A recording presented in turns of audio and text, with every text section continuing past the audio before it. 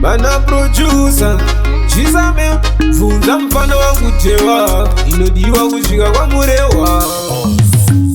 Cheriwa ute Hatisi kutoka shure Fakto wa ute Chimbo atizuri Kurekatanya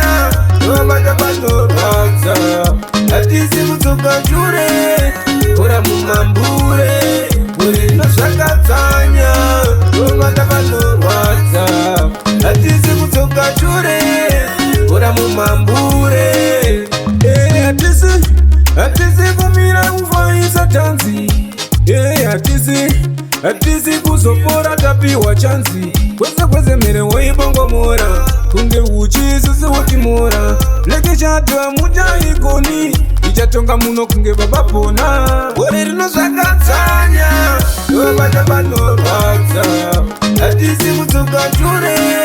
Kura mumambure Kore rino shakatanya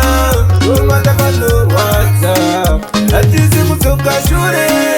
Kura mumambure Timu yedu teta sisi processa Tinagana nguwa yekuenda kurisesi Dinowaremera Anditungena nenetsa chembera Mana producer Chizame Vunza mfana wangu tewa Dinodiwa kusvikwa kwa murewa Kore rino zvakatanya Wabata pano rata Hatisi kutoka shure Kura mumambure Kore rino zvakatanya